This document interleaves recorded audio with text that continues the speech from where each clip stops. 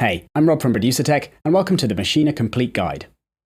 The aim of this course is to take you from the very beginning right through to advanced operation, covering each aspect of the software and hardware and showing numerous examples of how different styles of music can be made. This module is just going to provide an overview and teach you about the basic architecture, so you can start to get an idea for how it works, before going through everything in much greater detail on the remainder of the course. So let's get started. Maschine is essentially a software program, so can be opened on your computer in standalone mode or as a plugin within your music software, after which it can be used to create beats, instrumental or other parts, or even entire tracks.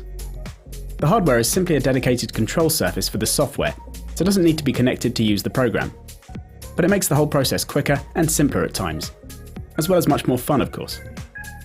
I'll open the software in standalone mode first, so by opening up the Maschine application on my computer, after which the last project I was working on will load. And I can open up a different project if I want to by choosing one from the File menu. At this point, as we're using Maschine in standalone mode, we might need to make sure the audio output is set correctly. So I can do this by going to the software's File menu again and choosing Audio and MIDI settings. Then under the Audio tab, I make sure the device I want audio to come out of is selected here. This can be your computer's built-in sound, or an audio interface if you have one installed and connected. Now, if I play the project by pressing play at the top here, or using the button in the transport section of the hardware, you can see the song starts to play.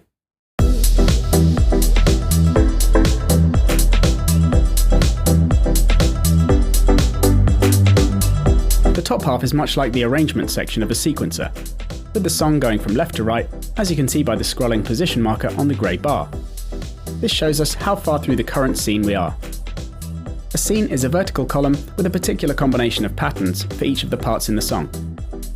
Instead of playing, or rather looping, all of the scenes in the arrangement, I can also double-click on the bar ruler to loop the selected scene on its own instead,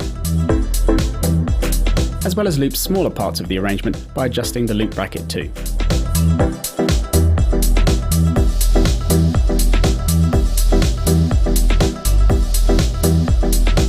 The different parts making up the arrangement are shown on the left-hand side, and these are the drums, bass, and other instruments being used in the project. These are called groups, and there are an infinite number of these available, in banks of 8, labelled A to H. I can turn these on and off by clicking on the letters at the end here. Or even faster by holding down the mute switch on the hardware and then pressing the group switches.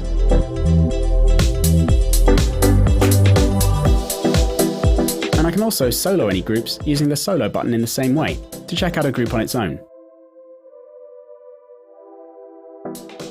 On the Micro, which has no dedicated group switches, this is done by holding down or pinning the group button, and then using the upper two rows of pads, labelled A to H.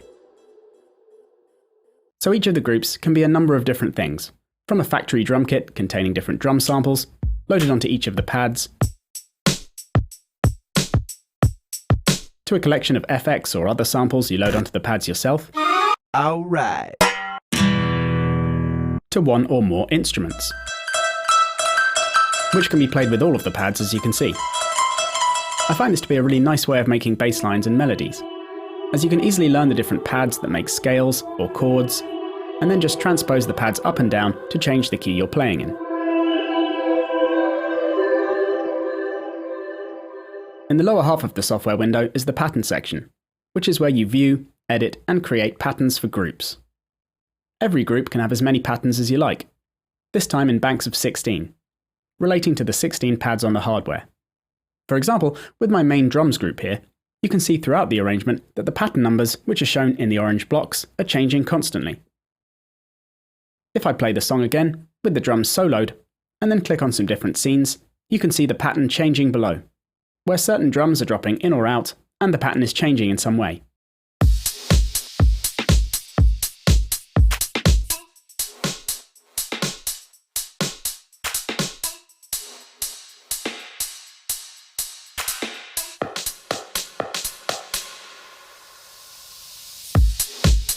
And you'll notice the pattern section looks a lot like a regular MIDI editor in a DAW, with a bar ruler at the top and a grid below containing MIDI notes, or events as Maschine refers to them.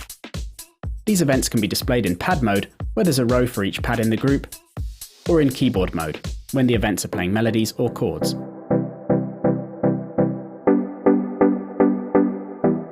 Then in between the pattern and scene sections is the plugins and channel settings section. With the plugins button active, you can add and edit instruments and effects, either from Machine's factory library or your external plugin collection. The switches at the end set whether you apply plugins to a sound within a group, the whole group, or the master channel, so all groups together. And Machine's library alone provides a wide variety of high-quality effects, including dynamics processors, equalization, modulation effects, reverbs, delays, and distortion. We'll be going through all of these effects on the course in the 2 dedicated effects lessons, where we'll look at how to apply them as inserts to sounds, as well as send effects, as Maschine has internal routing that allows you to use sounds within a group as auxiliary channels for applying more advanced effects processing. Additionally, if I open up the browser using the switch here, and then click on the FX switch at the top, you can see there's a whole host of effects from other NI instruments that can also be added to parts.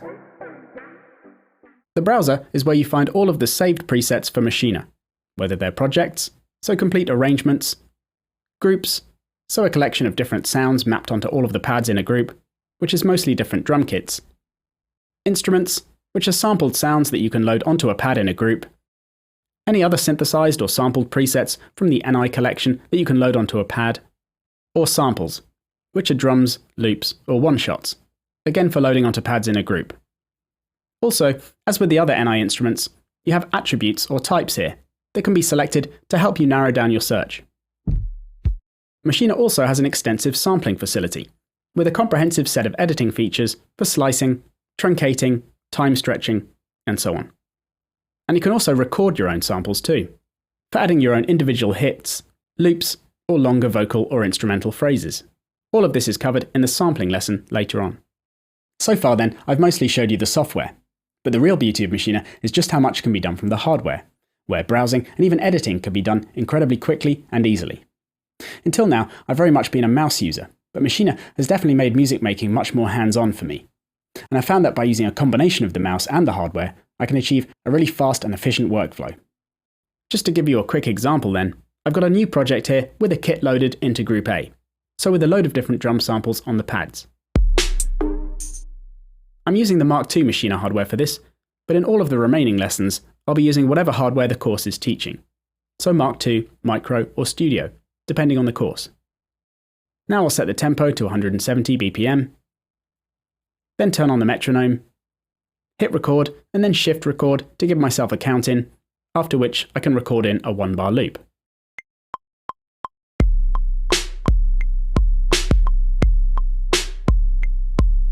Then I can add parts one by one as I like, coming in and out of record.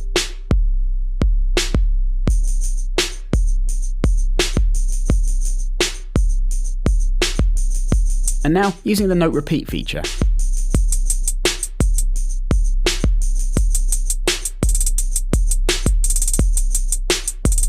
Then I can do things like double the length of the pattern, so it's 2 bars long, and then add something to the end of the second bar, to give it a bit more variety.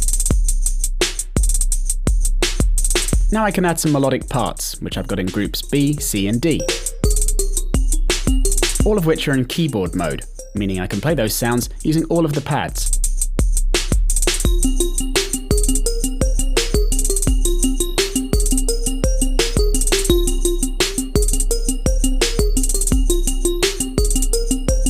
And now for some bass.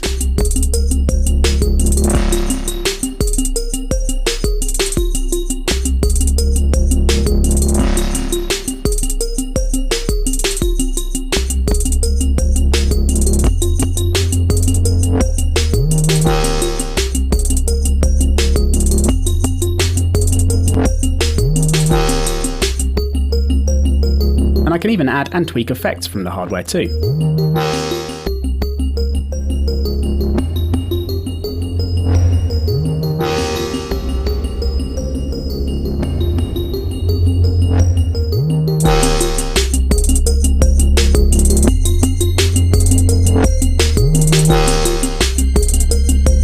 So all of that was done in 5 minutes without touching the computer, and made a nice groove that can be used as the basis for a track. so you probably noticed from that quick demo there that you have all sorts of useful controls on the hardware for changing modes and editing parts. We've seen the solo and mute buttons a fair bit already, but there's also a select button, which allows you to select sounds or events on a pad. And a pattern button for allowing you to select patterns with the pads, and a scene button for selecting scenes. And each time you can see on the display what scene or pattern the pad relates to.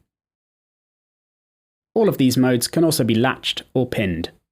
This is done using the top left button above the screens in each mode, or using the pin button on micro. After which, the mode can be turned on and off with consecutive presses, instead of having to hold the mode button down. Then you have the shift button, which changes the function of many of the controls on the hardware. For example, on Mark II and Micro, all of the pads have shift commands, with the most common ones being undo and redo, which you can carry out by pressing Shift and Pad 1 and Shift and Pad 2, respectively. Studio has dedicated buttons for these commands above the jog wheel. And the Shift button also provides a shortcut to some of the mode buttons, where Shift and Select allows you to immediately select events on a pad, without having to go into Select mode and change the status of the Select button, which normally selects sounds in a group. Again, on the Studio, there's a separate Events button, purely for selecting events. Then you have Copy and Paste, which are shift commands on pads 11 and 12, which are also very handy. And then Nudging and Transposing. And also Clearing, which is another common one. So editing is often just as fast, if not faster, with the hardware than with the software. Finally, the software window is totally customizable, as you can change the overall size with the View menu, as well as change the sections that are shown using the switches in the corners, to remove certain areas when you're not using them. And this can all be done from the hardware once again, of course, using the buttons in Navigate mode.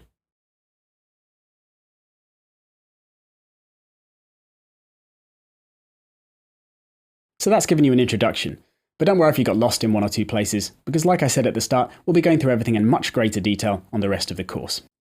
And remember, I'm on hand to answer questions over email or on our forum if you get stuck at any point. Before continuing, make sure you download the course pack, which contains all of the Maschine presets and additional course materials. Next time, we'll be diving in and looking at pattern creation, so you can learn all about how to construct a beat. See you then.